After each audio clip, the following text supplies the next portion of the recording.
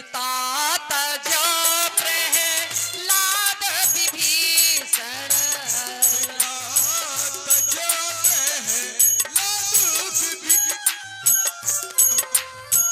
पिता तजो प्रहलाद विभीषण भ्राता तू तज दीना दीना दीना भरत न तज दई अपनी मेहतारी भरत न तज दई अपनी मेहतारी भरत न तज दई अपनी मेहतारी बलि न तज दिए गुरु ब्रह्मचारी बलि न तज दिए गुरु ब्रह्मचारी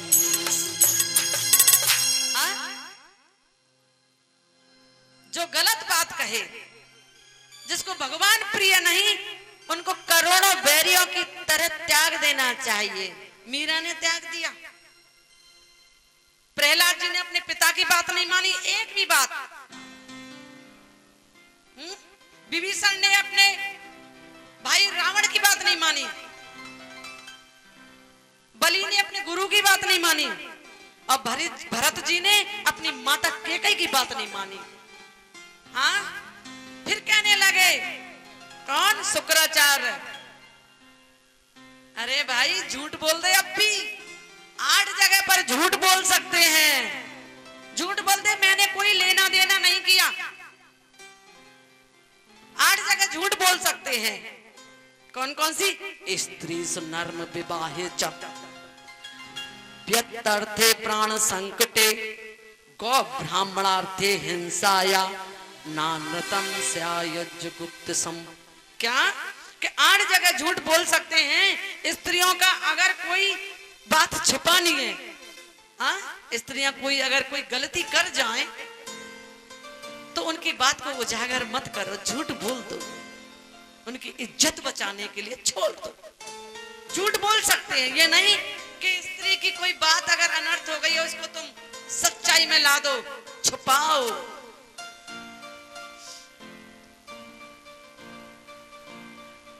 और किसी का धन नष्ट हो रहा हो तो झूठ बोल देना चाहिए, बलि तुम्हारा धन नष्ट होने वाला है, बोल दो झूठ।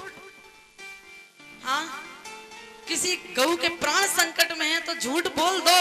धर्म की सुरक्षा के लिए, संस्कृति के लिए झूठ बोल दो। राजन, तुम्हारा धन नष्ट होने वाला है, इसलिए झूठ बोल दो कि मैंने कोई लेना देना नहीं किया। बलि बोले अगर ये साक्षात भगवान है तो ये मेरा चाहे सब कुछ लूट लें, लेकिन मुझे परवाह नहीं, लेकिन दुनिया में मेरा नाम हो जाएगा। क्या कि बलि के यहाँ पे साक्षात भगवान भिक्षा मांगने के लिए आए, मेरा नाम हो जाएगा कि भगवान भीख मांगने के लिए आए। आज नाम है बलि का। तो विष्णु पुराण में आता है कि शुक्राचार्य जी आज संकल्प किया जा रहा है, भगवान बलि संकल्प कर रहे हैं और खुद आज सूक्ष्म रूप में शुक्राचार्य जी उस कमंडल में आके बैठ गए, सूक्ष्म रूप धर के। भगवान ने एक कुशा से उसकी एक आंख फोड़ दी। जरा विचार करो ये क्या है? भगवान के आंख फोड़ते हैं किसी की? नहीं, कभी नहीं फोड़ते। भगवान ने दृष्टि दी है। जैसे एक बार पंचवटी पर सीता जी का श्रृंगार कर रहे थे भगवान राम, पुष्पों की माला पहना रहे, गजरे में जूड़ा लगा रहे, हाथों में कंगना पहना रहे फूलों की। तो इंद्र के बेटा जयंत ने देख लिया तो तुरंत क्या किया उसने? जयंत ने कि सीता चरण चौंच हत भागा मूड मांद मति कारण कागा। हरे राम राम राम राम हरे हरे, हरे कृष्ण कृष्ण कृष्ण हरे हरे। हाँ, जयंत ने कागा का रूप धारण करके और सीता जी के चरण में चोंच मारा और मार करके तुरंत दौड़ा, रक्त बहने लगा सीता जी के चरण से रामचंद्र जी ने देखा, तुरंत उन्होंने धनुष बाण का संहार किया। तो जयंत की एक आंख फोड़ दी। इसका मतलब यह है कि सूक्ष्म दृष्टि से देख, एक दृष्टि से देख कि हम श्रृंगार कर रहे हैं या आगे अब सीता जी की कथा है। सीता जी को रावण हरण करके ले जाने वाले हैं, तो सीता जी को जयमाला पहना रहे हैं, विजय माला श्रृंगार कर रहे हैं, क्योंकि पंचवटी के बाद तो फिर अब सीता जी की कथा है, रावण आएगा हरण करके ले जाएगा। हाँ, विजय माला पहना रहे हैं इसलिए। लेकिन वो जयंत क्या जाने, वो तो राम जी का प्रताप देखना चाहता है। राम जी ने एक आंख फोड़ दी, एक आंख नहीं फोड़ी, दूर दृष्टि दी है। आज कौआ दूर दृष्टि बता सकता है कि हमारे पितर कहाँ हैं। ये भगवान राम की कृपा है, आंख नहीं फोड़ते, भगवान दृष्टि देते हैं। ऐसे ही आज भगवान ने, वामन भगवान ने शुक्राचार्य को दृष्टि दी है, एक आंख फोड़ दी। ये देख, मैं ही देने वाला हूं और मैं ही लेने वाला हूं। बोलो वृंदावन बिहारी लाल की जय। आज एक गीता में लिखा है, संभव नहीं था शुक्राचार्य के, इंद्र के भी नहीं था, लेकिन गीता में लिखा है समत्वम योग उच्यते, सबके प्रति संभाव रखो, सबके प्रति कि समत्वम योग उच्चते है, सबके प्रति समभाव रखना चाहिए, उसी को योग कहते हैं। आज भगवान ने संकल्प कराया बलि से, ब्राह्मण रूपाय वामनाय इमाम तृण पदानि पृथ्वी अहम संप्रददे। संकल्प होते ही भगवान विराट रूप हो गए, छल विराट रूप। बलि ने देखा, घबरा गया, अभी तो बाल रूप में 12 उंगल 7 वर्ष, छोटे छोटे पांव, और ये तुरंत उन्होंने एक पग में पूरी पृथ्वी नाप ली और दूसरे पग में तो स्वर्ग को नाप लिया, पूरा स्वर्ग ढक गए। इंद्रियों ने पूरी दिशाओं को ढक लिया। ब्रह्मलोक में चरण पहुंचा, ब्रह्मा जी ने चरण को देकर, अंगूठ को धो करके गंगा जी प्रकट हुई और कमंडल में रख लिया।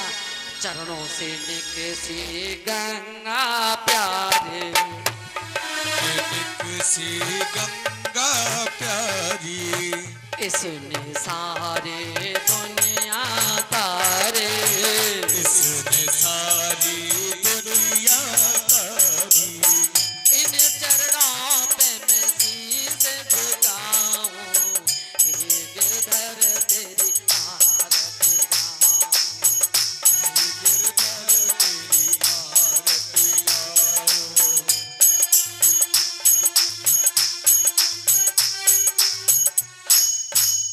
बलि भयभीत हो गया, डर गया। आज बलि को बांध के पटक दिया भगवान ने। ऐसा विघ्न क्यों आया, ऐसा विघ्न क्यों आया बलि के यज्ञ में? विष्णु पुराण, गरुड़, गणेश पुराण में आता है कि बलि ने गणेश जी की पूजा नहीं की थी, गणेश की पूजा नहीं किया था, इसलिए ये विघ्न आया। गणेश जी की पूजा करने से ही सभी देवताओं की पूजा हो जाती है, यानी कि सभी देवताओं में ठाकुर जी ही विराजमान हैं। इसलिए गणेश जी की पूजा ना करने के कारण ये विघ्न आया, भयभीत हो गया। विंध्यावली चली आई, अपने पति को बंधा हुआ देख करके कहने लगी, प्रभु ये सब तुम्हारी क्रिया भूमि है, ये सब सारी भूमि गोपाल की है, हमारा है ही क्या है? हमारा तो ये शरीर भी नहीं है।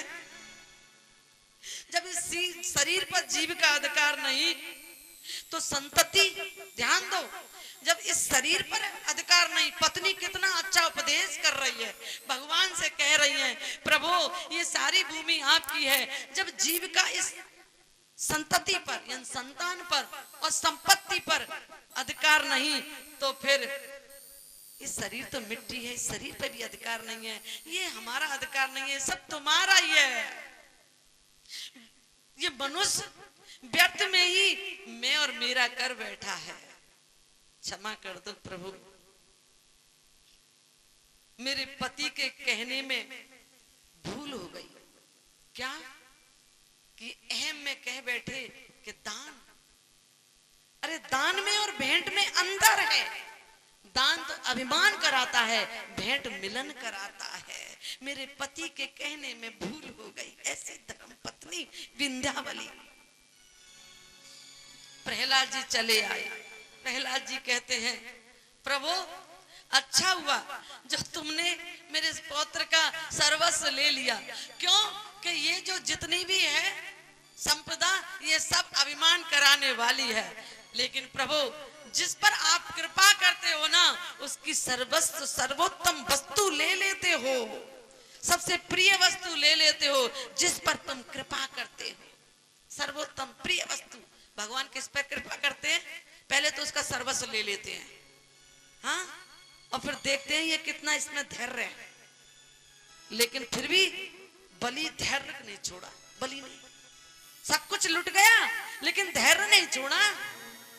पहले तो सब कुछ ले लेता है, फिर देखता है इसमें कितना धैर्य है, और जब देखता है धैर्य है इसमें, तब छप्पर फाड़ के देते हैं ठाकुर जी। तो आज बलि को बांध लिया है। कहने लगे, बता बलि, धन बड़ा होता है या धनवान? बोले के धनवान बड़ा होता है। मुझे धनवान होने का बड़ा अभिमान था, बड़ा घमंड था। आज आपने मेरा अभिमान चूर कर दिया, घमंड दूर कर दिया। इसलिए मेरे अभिमानी के मस्तक पर अपना तीसरा चरण रख दो। आज तीसरा चरण भगवान ने रखा, जरा विचार करो। हाँ, भगवान ने चरण रख दिया, यानी अहम निकल गया। आपके भी मस्तक में भगवान के चरण आ गए तो ये अहंकार निकल जाएगा कि हम इतने बड़े आदमी हैं। आज अहंकार निकल गया, और निकल गया तो भगवान कहने लगे, देख बलि, स्वर्ग का राज बहुत छोटा है, तुझको इतना बड़ा राज्य देता हूं जो स्वर्ग के देवता भी उस राज्य के लिए तरसते हैं। तुझको पाताल लोक का राज देता हूं। तो आज स्वर्ग का राज देवताओं को दिलाया और पाताल लोक का राज बलि को दिया, जो स्वर्ग से भी बढ़कर है। कहने लगे, वरदान मांग, क्या चाहता है? बोले, मैं ये चाहता हूं कि पाताल लोक का राज दिया, लेकिन द्वारपाल आप पहरेदार के रूप में रहे। भगवान कहने लगे, बलि तू क्या कह रहा है, जरा विचार कर, विचार कर। बोले, मैं सत्य कह रहा हूं, पहरेदार। बोले, बलि मैंने तो कुछ छला, मैं तुझे छलने आया था, लेकिन तूने तो मुझको ही छल लिया। हाँ, कैसे कि मुझे बंधन में डाल दिया, मुझे पहरेदारी करनी पड़ेगी। आज बलि तो जमींदार है और भगवान पहरेदार हैं। आपकी जमीन की पहरेदारी कर रहे हैं। कह दो जय श्री कृष्ण। जमींदार बनना है और अपनी जमीन की पहरेदारी करानी है तो भगवान से करवाओ, सर्वस्व अर्पण करके। तन मन धन सब अर्पण, क्या लागे मेरा। ओम जय जगदीश हरे। आज पाताल लोक के राज में पहरेदारी कर रहे हैं भगवान। लक्ष्मी जी तड़प गई। जरा विचार करो, लक्ष्मी जी को पकड़ना है या भगवान को पकड़ना है? अगर लक्ष्मी जी को पकड़ेंगे तो भगवान नाराज हो जाएंगे। जैसे आपकी पत्नी को कोई बंद कर दे अलमारी में, कमरे में, तो आप क्या करोगे? बहुत गुस्सा होंगे। ऐसे ही आप अगर भगवान की लक्ष्मी जी को बंद कर दे तो भगवान गुस्सा करेंगे, बड़ा भारी, मेरी पत्नी को मोया को बंधन में देखता हूं। लेकिन अगर भगवान को आपने बंधन में डाल दिया, लक्ष्मी जी स्वतः ही आपके घर में आ जाएंगी, कहेंगी, भैया ला तेरे राखी बांधा हूं। रक्षा बंधन है ऐसा।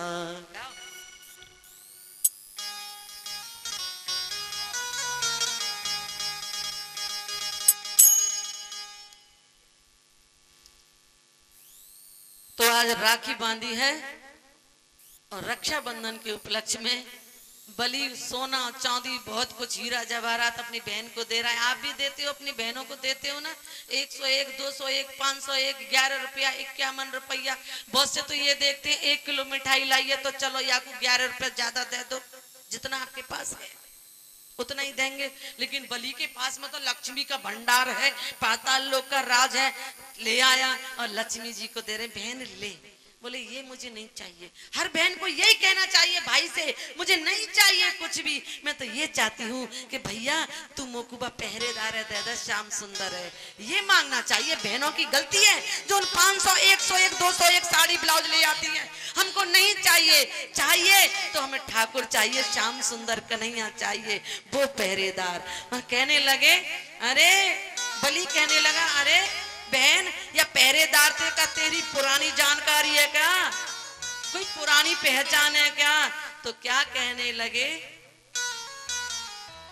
लक्ष्मी जी, क्या कहने लगी बलि से कि जन्म जन्म का साथ है तुम्हारा हमारा, तुम्हारा हमारा। जन्म का साथ है तुम्हारा हमारा, हमारा तुम्हारा। हर जीवन में कर साथी देगा साथ हमारा। जन्म जन्म का साथ है तुम्हारा हमारा, तुम्हारा हमारा।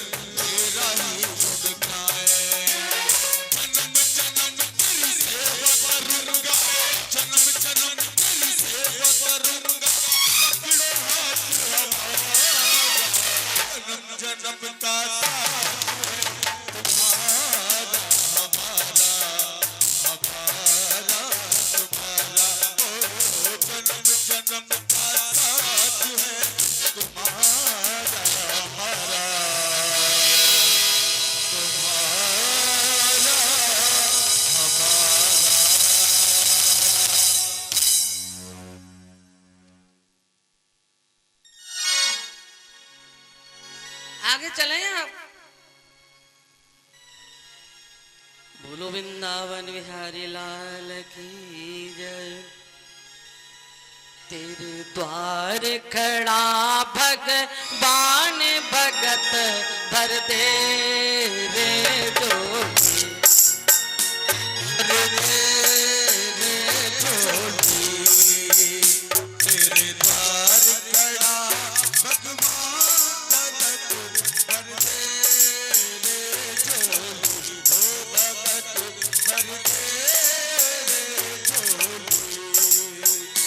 तेरा होगा बड़ा एहसान, तेरा होगा बड़ा एहसान।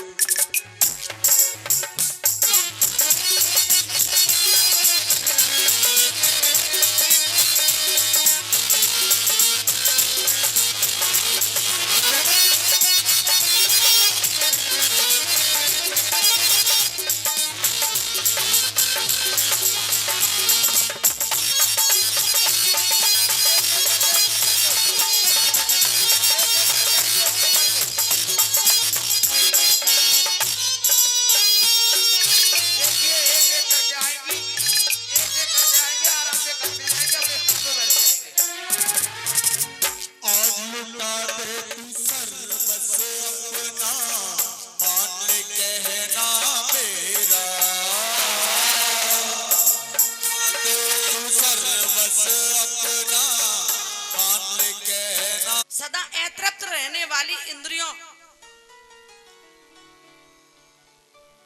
ये जो हमेशा अतृप्त रहती है जो इंद्रियां, जैसे आंख है इनको सुंदर दृश्य चाहिए, कान है इनको रसीली गाने चाहिए, हाँ, रसेंद्रिय इसको बढ़िया बढ़िया रसगुल्ले चाहिए, हाँ, कर्म इंद्रिय इनको अपना सुख चाहिए। इसलिए आप कुछ ऐसा बताओ ये तृप्त हो जाए। ये इंद्रियां तृप्त नहीं है, विषय भोगों की ओर जाती हैं ये इंद्रियां, इसलिए ये अपनी ओर खींचती हैं, इसलिए ये तृप्त हो जाए। कुछ ऐसा कीजिए। एक बार क्या हुआ, एक पति पत्नी अपने घर में सो रहे थे, तो एक चोर घुसी आया और वो खाट के नीचे सो गया। उसके दो पत्नी थी, बाबूजी थे वो ऑफिस में, और उसके दो पत्नी थी, दोनों पत्नियों के साथ वो सो रहा था। हाँ, तो कभी तो एक पत्नी दूसरी पाम को खींचे और एक पत्नी दूसरे पाम को खींचाता नहीं हो रहा थी, दोनों पत्नियां खींच रही थी उस बाबूजी को। बाबूजी सो रहे थे और दोनों पत्नी अपनी अपनी ओर खींच रही थी, एक पत्नी अपनी ओर खींचे और एक पत्नी अपनी ओर खींचे। दो नारी इनके बड़े फजीते, कोई मत करियो दो नारी। बाबूजी दफ्तर ते आए, बुला रही ऊपर बारी, और लगा न सैनी ऊपर चाले, खींच रही नीचे बारी। तो ये इंद्रियां अपनी अपनी ओर खींचती हैं। तो वो जब बीवी अलग अलग खींच रही थी दोनों पत्नी, तो चोर को हंसी आ गई, जैसे आप हंस रहे। चोर को हंसी आ गई, तुरंत पकड़ लिया गया कि चोर चोर चोर चोर। तुरंत चोर निकाल लिया खाट के नीचे से, ले जाके उसको दरबार में खड़ा किया। बोले इसको क्या सजा दी जाए, तो चोर क्या कहता है, सुनो, चोर भी नहीं चाहता इस बात को। तो बोले महाराज चाहे कुछ भी सजा दे दो, लेकिन ये दो नारी मत दे दियो कोई को भी। ये दो नारी अपनी अपनी ओर खींचती हैं, अगर अपनी अपनी ओर खींचती हैं तो इसका भी इलाज है। वो क्या है, नामामृत और कथामृत। समझ गए, ये इंद्रियां अपनी अपनी ओर खींचती हैं। मन करता है लाओ राजभोग खा लें, खींच रही है ना, लेकिन नामामृत की तरफ मन है तो वो खींच नहीं पाएगी, ताली बजानी होगी। ये इंद्रियां अपनी अपनी ओर खींचती हैं, बस में नहीं है ये इंद्रियां। हे प्रभु, ये इंद्रियां कैसे बस में हो? नामामृत और कथामृत, इन दो से ये इंद्रियां बस में हो जाएंगी। वरना चोर भी कहता है कि मुझे कोई भी पनिशमेंट दे दो, लेकिन ये दो नारी मत दे देना, कि दो नारिन के बड़े फजीते कोई मत करियो। दो नारिन के बड़े फजीते कोई मत करियो। दो नारिन के बड़े फजीते कोई मत करियो। दो नारी। अरे बाबूजी दफ्तर ते आए, बुला रही ऊपर बारी। बाबूजी दफ्तर ते आए, बुला रही ऊपर बारी। अरे लगा न सैनी ऊपर चाले, खींच रही नीचे बारी। लगा न सैनी ऊपर चाले, खींच रही नीचे बारी। वो दो नारिन के बड़े फजीते कोई मत करियो। दो नारे, दो नारिन के बड़े फजीते कोई मत करियो। दो नारी। हरे राम राम राम हरे हरे, हरे राम राम राम हरे हरे। हरे कृष्णा कृष्णा कृष्णा हरे हरे। हरे कृष्णा कृष्णा कृष्णा हरे हरे। इन इंद्रियों के बड़े फजीते हैं, इसलिए इन इंद्रियों को तृप्त करने वाला साधन है, वो क्या है, नामामृत और कथामृत है। तो जय श्री कृष्ण। मैया जय श्री कृष्ण।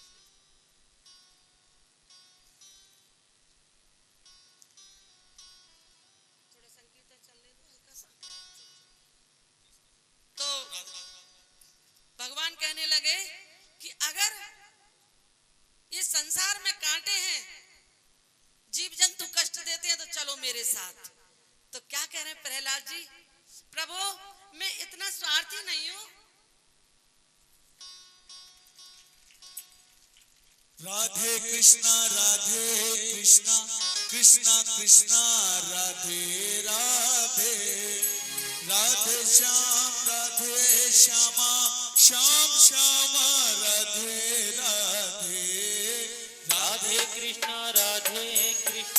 कृष्ण कृष्ण राधे राधे राधे श्याम श्याम श्याम राधे राधे राधे कृष्ण कृष्ण कृष्ण राधे राधे राधे श्याम श्याम श्याम राधे राधे राधे कृष्ण राधे कृष्ण राधे राधे राधे श्याम श्याम श्याम राधे।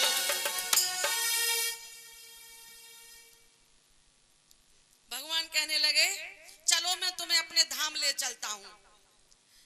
तो क्या कह रहे हैं प्रहलाद जी, प्रभु मैं इतना स्वार्थी नहीं हूं,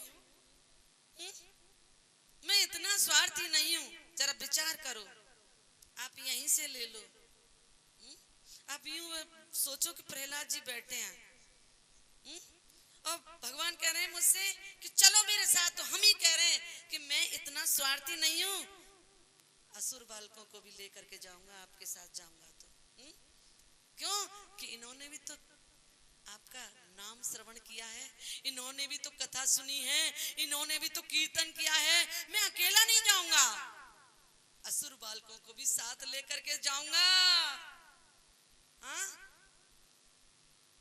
जो औरों का कल्याण चाहता है उसका पहले उद्धार होता है, असुर बालकों को साथ लेकर के जाऊंगा, ऐसे नहीं जाऊंगा। कह दो जय श्री कृष्ण।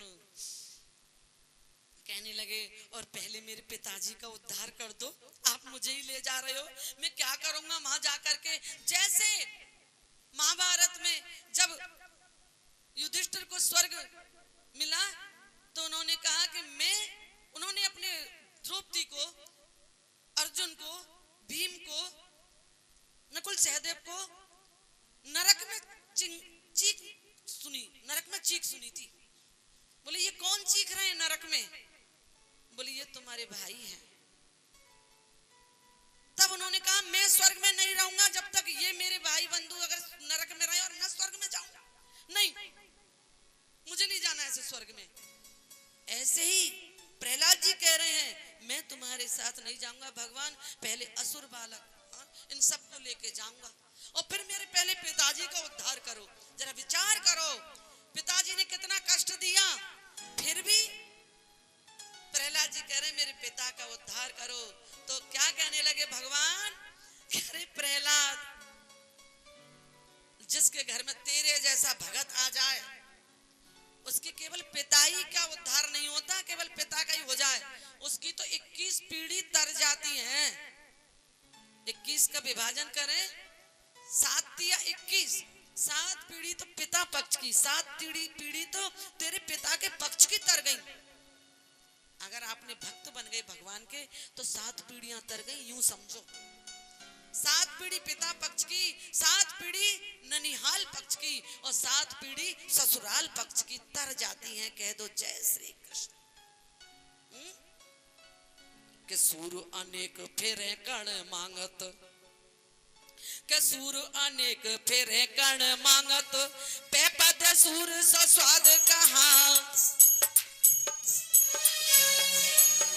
सूर अनेक फेरे कण मांगत, पे पद सूर स्वाद कहा। पुन ताल मजीरा बजाती फिरे, मीरा मत वारी सी चाह कहा। मीरा मत वाली सी चाल कहा, मीरा मत वाली सी चाल कहा। सिया राम कथा के तिन्होंने लिखी, सिया राम कथा के तिन्होंने लिखी, पर तुलसी जैसी मर्यादा कहा। तुलसी जैसी मर्यादा कहा, तुलसी जैसी मर्यादा कहा। नरसिंह बसे हर खम्मन में, पर कानन को प्रहलाद कहा। प्रहलाद कहा, भक्त कोई प्रहलाद कहा, कानन को प्रहलाद कहा। सूर अनेक फिड़े कण मांगत। सूरदास जी ने जो पद लिखे हैं ना, वो आज कोई भी सूरदास नहीं लिख सकता। सूरदास जी ने एक पद लिखा है, अजियो जे हरि हरि हरि अजियो जी हरि कित गयने हालगा कित गए नेहा लगाए अजियो जी हरि कित गए नेहा लगाए नेहा लगाए मेरा मन हर लीनो नेहा लगाए मेरो मन हर लीनो नेहा लगाए मेरा मन हर लीनो रस भर तेर सुनाए ए जे हरे कित गयने लगा अजियो जी हरि कित गए नेहा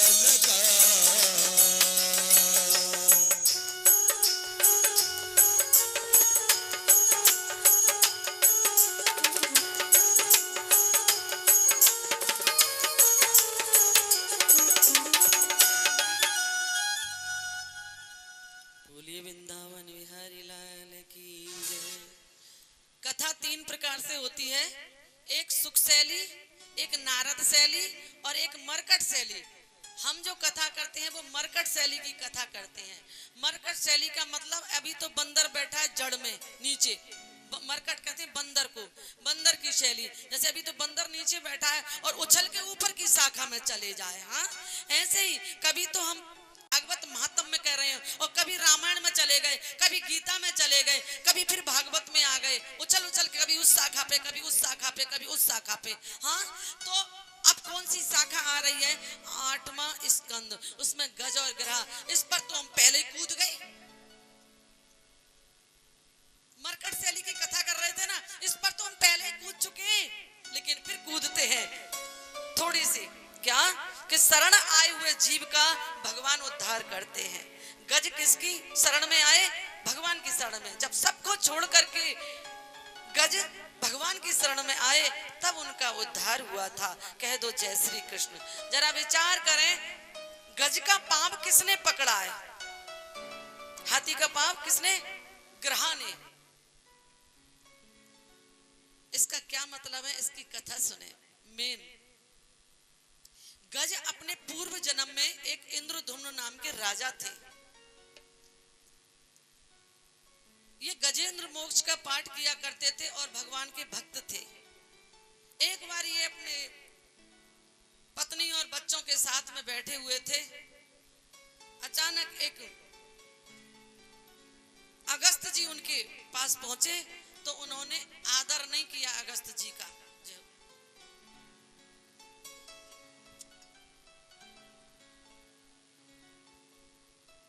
अगस्त जी का आदर नहीं किया जब, और मद में बैठे रहे, तब उन्होंने श्राप दिया कि ऐसे बैठा है जैसे हाथी मद में बैठा रहता है। हाथी बड़ा मद में चलता है, ऐसे बैठा है जैसे हाथी मद में बैठा रहता है। जा तू हाथी बन जा। चरण पकड़ लिए, हाथी तो बन जाऊंगा लेकिन मेरा उद्धार कैसे होगा? बोले जब तू जल पीने के लिए जाएगा और तेरा ग्रह तेरा पांव पकड़ लेगा मगरमच्छ, तब जब तू गोविंद को पुकारेगा, जब तू उस काल से मुक्ति पाएगा।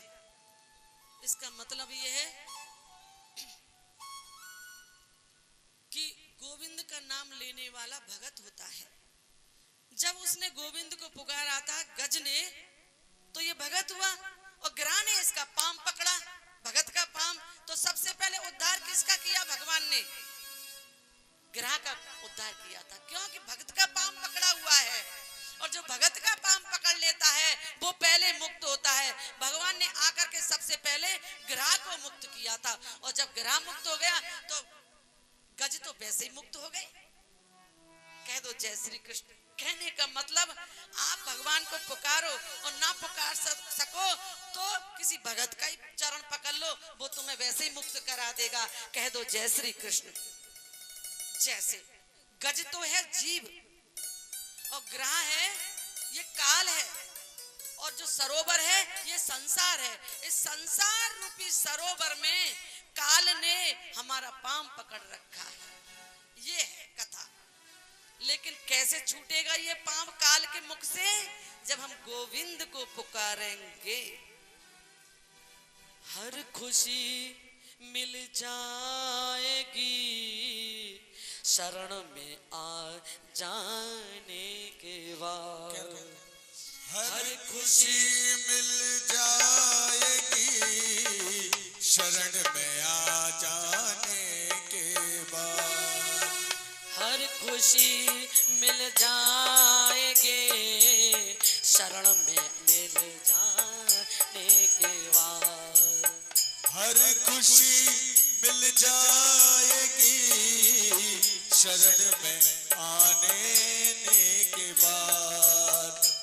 जय हो।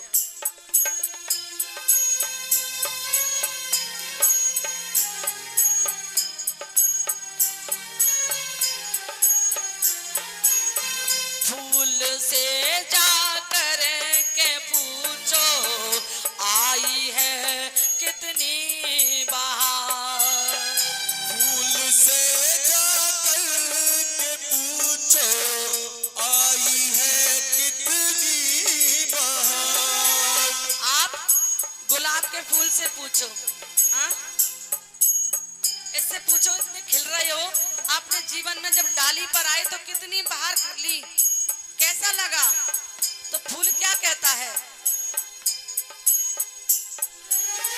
फूल से जाकर के पूछो आई है कितनी बहार। फूल से जाकर के पूछो आई है कितनी बहार।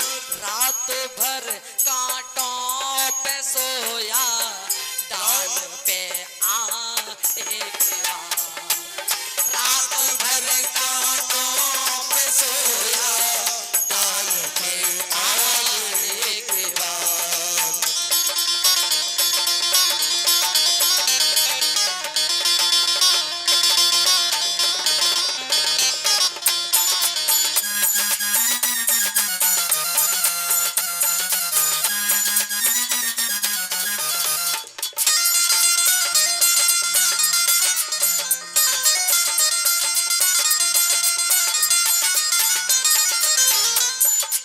और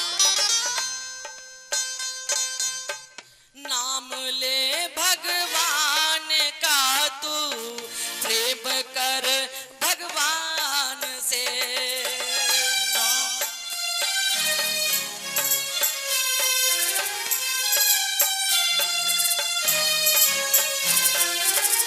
नाम ले भगवान का तू प्रेम कर भगवान से। नाम ले भगवान का तू प्रेम कर भगवान से। नाम लेने से और भगवान का नाम लेने से, भगवान के प्रेम करने से क्या होगा? सूखी बगिया फिर खिलेगी। सूखी बगिया फिर खिलेगी ऋतु बदल जाने के बाद। सूखी बगिया फिर खिलेगी ऋतु बदल जाने के बाद। आए सूखी बगिया फिर खिलेगी ऋतु बदल जाने के बाद। हाँ? अगर भगवान का नाम लेंगे, भगवान से प्रेम करेंगे तो समय बदल जाएगा, ऋतु बदल जाएगी और जो बगिया सूख गई है ना वो फिर से खिल जाएगी। सूखी बगिया फिर खिलेगी ऋतु बदल जाने के बाद। सूखी बगिया फिर खिलेगी ऋतु बदल जाने। नारायण आ गए हैं, आपके बुला के लाओ।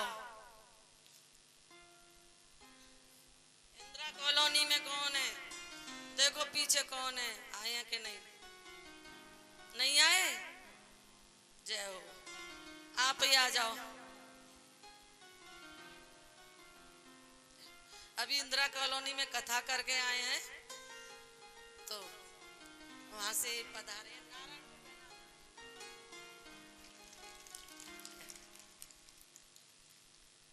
बहुत दाल बाटी चूरमा खिलाए हमारे भक्तों को, सबको बहुत आनंद दिलाया। भगवान मंगल करे। और बनियाओं के घर में ही लक्ष्मी जी गई है, भंडार भरे आपके। साधु संतों का सेवा जो करता है, हाँ, उसके कोई कमी नहीं आती। जो भी संतों की सेवा दिल से किया करते हैं, ऐसे भक्तों को प्रभु प्यार किया करते हैं। जो भी संतों की सेवा दिल से किया करते हैं, ऐसे भक्तों को प्रभु प्यार किया करते हैं। ऐसे भक्तों को प्रभु प्यार किया करते हैं। ऐसे भक्तों को प्रभु प्यार किया करते हैं। जो भी संतों की सेवा भोजन से करते हैं, जो भी संतों की सेवा भोजन से करते हैं, ऐसे भक्तों को प्रभु धन लुटाया करते हैं। ऐसे भक्तों को प्रभु धन लुटाया करते हैं। सांवर सेठ उनके, सावलिया सेठ उनके बन के आते हैं। ऐसे भक्तों को प्रभु प्यार किया करते हैं। सेठ बन के उनके अपने आते हैं, ऐसे भक्तों को प्रभु प्यार किया करते हैं।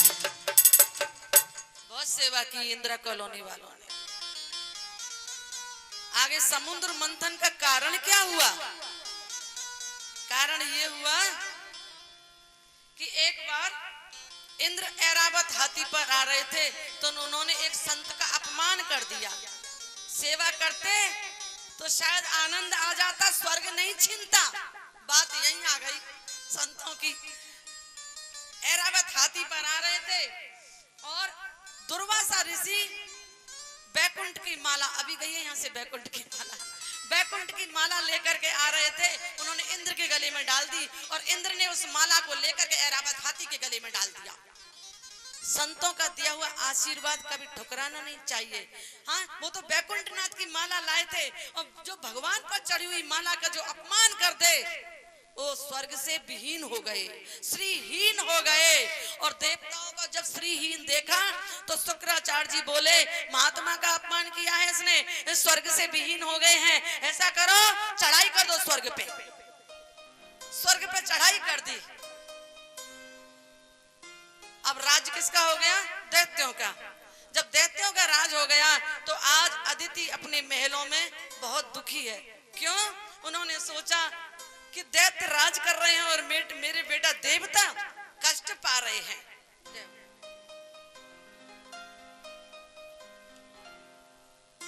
कष्ट पा रहे हैं। जरा विचार करो, जब संत महात्मा का अपमान करोगे तो क्या होगा? रामायण में लिखा है कि साधु अवज्ञा तुरत भवानी। साधु अवज्ञा तुरत भवानी। साधु अवज्ञा, साधु अवज्ञा, साधु अवज्ञा तुरत भवानी। कर कल्याण अखिल की हानि। कर कल्याण अखिल की हानि। साधु अवज्ञा तुरत भवानी। साधु अवज्ञा तुरत भवानी। साधु अवज्ञा फल कर ऐसा। साधु अवज्ञा फल कर ऐसा। चरे नगर अनाथ कर ऐसा। चरे नगर अनाथ कर ऐसा। साधु अवज्ञा, साधु अवज्ञा तुरत भवानी। कर कल्याण अखिल की हानि। कर कल्याण अखिल की हानि। हाँ, यहाँ दुर्वासा जी का अपमान कर दिया। साधु के सम्मान से अपमान से साधु को कोई फर्क नहीं पड़ता, लेकिन सामने वाले को फर्क पड़ जाता है। संत का सम्मान कर दो या अपमान कर दो, उनके लिए तो समान है। वो तो समीक की तरह है, जैसे समीक ऋषि पर मरा हुआ सर्प डाल दिया, समीक ऋषि पर कोई प्रभाव नहीं पड़ा, हाँ, लेकिन परीक्षित जी पर पड़ा। लेकिन साधु से होई ना कारज हानि, साधु से किसी कार्य में हानि नहीं होती। उन्होंने चाहे श्राप दिया, लेकिन वो भी अवतार का स्वरूप ले गया कि मृत्यु निश्चित कर दी। संगी ऋषि ने श्राप तो दिया, लेकिन उसमें एक भला हो गया कि मृत्यु निश्चित कर दी कि 7 दिनों में मृत्यु आनी है। तो ये श्राप हुआ या अवतार? कह दो जय श्री कृष्ण। यहाँ पर दुर्वासा जी का अपमान किया, स्वर्ग का राज्य दैत्यों ने ले लिया और देवता आज भटक रहे हैं। अदिति आज दुखी है। कश्यप ऋषि पूछ रहे हैं देवी उदास क्यों हो? बोले तुमको नहीं पता, तुम नहीं जान पाएंगे, क्योंकि तुम माता होते तो पता लगता कि बेटा का दुख क्या होता है। हाँ, माँ ज्यादा जानती है। बोले बताओ तो। बोले कि देखो स्वर्ग में देवता छोड़ करके आज विहीन हो गए और दैत्य राज कर रहे हैं। आज उन्होंने उनको फागुन मास में शुक्ल पक्ष की प्रतिपदा से लेकर 12 दिन का एक पयोव्रत बताया। बोले इसको नियम से करना तो तुमको ऐसा बेटा पैदा होगा जो स्वर्ग को दिला सके। आज इधर भगवान के पास देवता गए हैं। देवताओं ने के भगवान से कहा प्रभु अब क्या करें, दैत्य बैठे हैं स्वर्ग के राज पे और हम तो आपकी शरण में, आपके अलावा हमारा कोई है भी कौन, आप ही ये निराकरण कर सकते हो। भगवान कहने लगे देखो भाई देवताओं, मैं कुछ नहीं कर सकता, मैं इतना कर सकता हूं कि तुम बलि को मना लो कैसे भी। किसके लिए? समुद्र मंथन के लिए। अगर वो मान गए ना तो समुद्र मंथन हो जाएगा, उसमें से अमृत निकलेगा। धन्वंतरी भगवान अमृत लेकर के निकलेंगे, उसको मैं तुम्हें पिला सकता हूँ, लेकिन तुम कैसे भी बलि को मना लो। आज इंद्र पहुंचा बलि के पास। बलि ने देखा आज दे देवता कैसे आ रहे हैं, ये तो कभी नहीं आते, बिल्कुल अलग अलग किनारे किनारे काटते हैं। कहते हैं कि मतलब के लिए गधे को भी बाप बना लेना चाहिए जहां अपना मतलब निकालना हो। तो रावण ने भी गधे को बाप बनाया अपना। तो आज इंद्र पहुंच गया बलि के पास। बलि से कहा कि देखो आप कहो तो समुद्र मंथन कर लें। बलि ने कहा कर लो, लेकिन भगवान ने ये कहा था जो ये दैत्य होते हैं ना, इनसे तुम सीधे कहोगे ना तो उल्टा चलते हैं ये, इसलिए इनसे सीधी बात कहना ही मत। बोले क्या? बोले तुम कहना कि जब समुद्र मंथन होगा तो बांस की नाग का मुख हम पकड़ेंगे। देवताओं को सिखा रहे हैं भगवान, समझा के भेज रहे हैं कि ऐसे बोलना। तो वो यूं कहेंगे नहीं हम पकड़ेंगे मुख। बोले ठीक है भगवान, हम ऐसे ही करेंगे। आज समुद्र मंथन के लिए तैयार हो गए हैं और मंदराचल की मथानी बनाई है और बांस की नाग का रस्सा। जब मंदराचल पर्वत को ला रहे थे देवियों, तो उस मंदराचल पर्वत के नीचे जाने कितने ही संत महात्मा ऋषि मुनि ब्राह्मण उस मंदराचल पर्वत के नीचे दब गए। ये मंदराचल पर्वत है क्या? ये पर्वत माने शरीर, और ये मन है ना, यही मंदराचल है, ये हिलता रहता है। इस मन के नीचे पता नहीं किसने कितने विश्वामित्र जैसे दब गए बड़े बड़े संत महात्मा ऋषि महात्मा। जब मंदराचल पर्वत हिलता रहता है तो समझ लो कि मन हिल रहा है, मन हिल रहा है, और इस मन के नीचे पता नहीं कितने ऋषि मुनि दब गए। इसलिए इस मन के नीचे, इस मंदराचल पर्वत के नीचे कोई आधार चाहिए। तो भगवान ने आप आज कच्छप रूप लेकर के और मंदराचल पर्वत को स्थिर किया। बोलिए कच्छप भगवान की जय। कहने का मतलब अपने मंदराचल पर्वत यानी अपने मन को अगर स्थिर करना है तो भगवान का आधार लेंगे तो मन स्थिर हो जाएगा।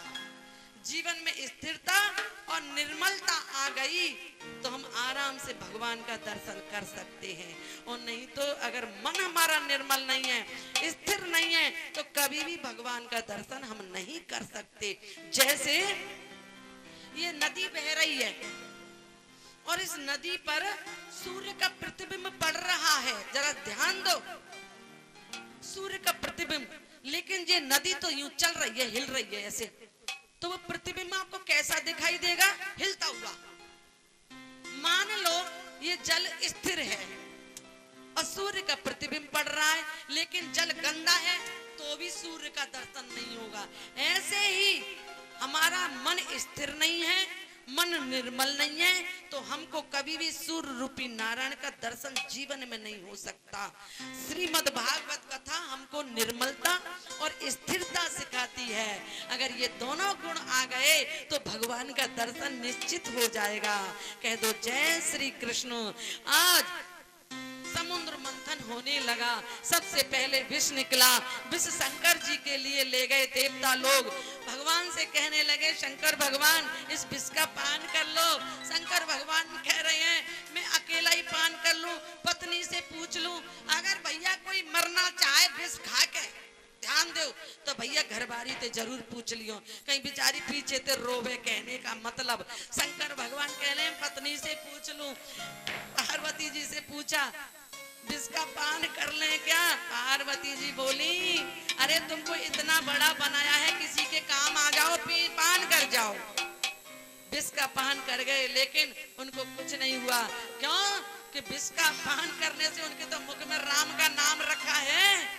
कालों के भी काल महाकाल श्री कृष्ण जिसके मुख में है, उसके विष क्या कर सकता है? कह दो जय श्री कृष्ण। मीरा का भी विष पान कुछ नहीं कर पाया, तो शंकर भगवान के भी मुख में वही है जो मीरा के मुख में था। विष का पान कर गए, कंठ में ही रख लिया, नीलकंठ कहलाए। आगे कामधेनु, ये संतोष का प्रतीक है। कामधेनु ये ऋषियों को दे दी गाय। आप जरा विचार करो, इस गाय को अगर दैत्यों को दे देते तो कट्टी घर में कटवा देंगे, इसलिए देवताओं को दे दी, ऋषियों को दे दी, ऋषि महात्माओं को दे दी। एक बार हम कथा कर रहे थे गोपालगढ़ में कहीं पर सूरजपोल की तरफ, तो कपिला गाय दी हमारे लिए, भेंट की किसी ने, गाय दान की। हमने सोचा हम तो सेवा नहीं कर सकते, गाय दान करो तो देख करके दो। हमने सोचा हम सेवा भी नहीं कर सकते, जगह भी नहीं है और नौकरी में भी है और गाय कष्ट पाएगी। हमने क्या किया, एक जोंगा किया, पता है बहन बैठे हैं, और गुरुजी के आश्रम पर भेजा, वहीं पर गौशाला, वहां उनकी खूब सेवा हुई। गाय को पात्र को देना चाहिए, गाय दान करो तो पात्र को करो। तो ऋषियों को दी उच्च श्रवा। उच्च श्रवा का मतलब है जो ऊंची कीर्ति चाहता है। ये घोड़ा ये दैत्यों को दे दिया। ऊंची कीर्ति कौन चाहता है? दैत्य चाहते हैं कि हमारी ऊंची कीर्ति हो, वो दैत्यों को दे दिया। ऐरावत हाथी निकला, ये देवताओं को दे दिया। ऐरावत हाथी देवताओं को क्यों दिया? हाथी की सूक्ष्म आंखें होती हैं, छोटी छोटी, यानी जो सूक्ष्म दृष्टि से देखे वो देवताओं हैं, उनको देवताओं को दे दिया। अप्सरा देवताओं को दे दी। लक्ष्मी जी बरमाला निकल के निकली। उन्होंने देखा कि सभी देवता बैठे हैं, ये तो काम ही है, इनके गले में माला नहीं डालनी चाहिए। जरा विचार करो, लक्ष्मी जी सोच रही हैं। आगे परशुराम जी बैठे हैं, बोले ये तो जितेंद्री हैं और बड़े क्रोधी हैं, इनके पास भी नहीं, छोटे छोटे क्षत्रिय बालों को मारते हैं, इसलिए निष्ठुर हैं। आगे मार्कंड जी बैठे हैं आंखें बंद करके। लक्ष्मी जी सोचने लगी दीर्घ आयु है, अनासक्त हैं, मेरी तरफ देखते ही नहीं है। मार्कंड जी बोले तुझे कैसे देखूं, तुझसे ज्यादा सुंदर तो मेरे श्याम सुंदर हैं, जब तक मैं श्याम सुंदर का दर्शन नहीं कर लूंगा लक्ष्मी जी तुम्हारा दर्शन नहीं करूंगा। मार्कंड जी अमरता का वरदान दिया था इनको, 16 वर्ष की उम्र दी थी इनके लिए, लेकिन शंकर भगवान के भयंकर उपासक, तो भक्ति के कारण इनको अमरता का वरदान मिल गया। लक्ष्मी जी की तरफ देखा भी नहीं, जब तक तुझसे ज्यादा सुंदर तो मेरे श्याम सुंदर हैं, उनके गले में माला, जब तक मैं उनका दर्शन नहीं करूंगा तब तक तुम्हारा दर्शन नहीं करूंगा, इसलिए तुम मेरे श्याम सुंदर के गले में माला डाल दो। आज श्याम सुंदर के गले में लक्ष्मी जी ने माला डाल दी। आज धन्वंतरी भगवान कलश को लेकर के निकले। बोलिए धन्वंतरी भगवान की। जब अमृत कलश को तुरंत लेकर के निकले, दैत्यों ने देखा कलश निकल ही आया, अमृत का घड़ा हम पी लें पहले। तुरंत लपक के अमृत कलश को छीन लिया और आपस में दैत्य लड़ने लगे। जरा विचार करो, जो बंटवारे पर लड़ता है वो दैत्य होता है। भाई भाइयों में कितना झगड़ा होता है, बंटवारे पर लड़ रहे हैं,